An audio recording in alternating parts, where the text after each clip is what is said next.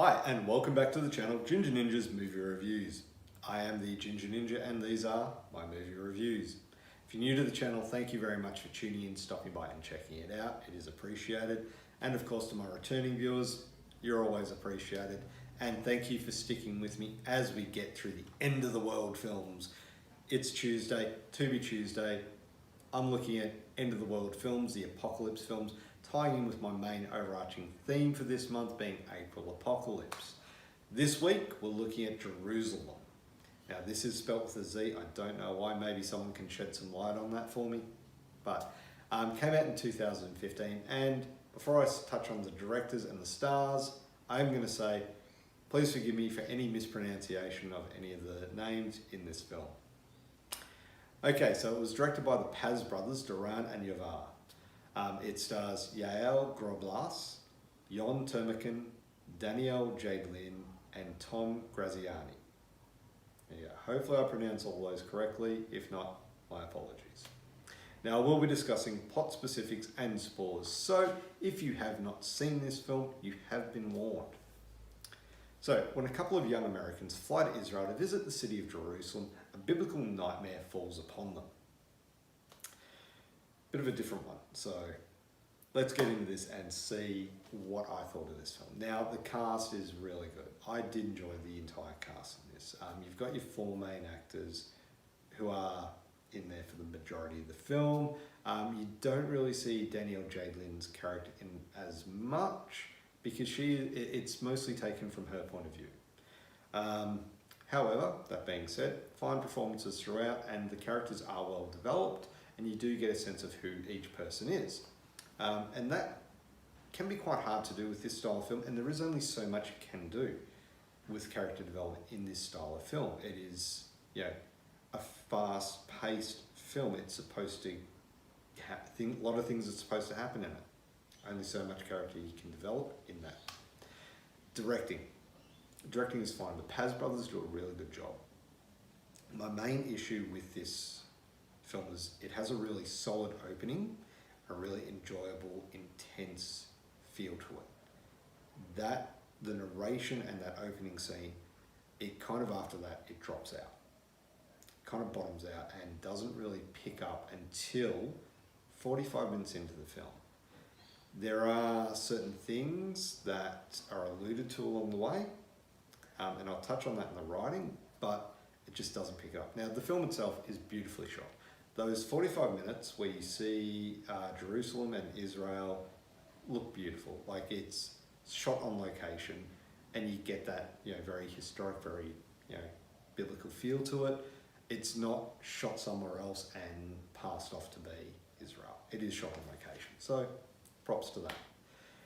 Now, I mentioned something about the writing, so a very interesting take on the apocalypse, and like I said, had that solid intro, but it takes way too long to get to the next level, to get to the next step. It's going uphill, gets there, then just drops down. And it takes so long to get back to the next level. You've kind of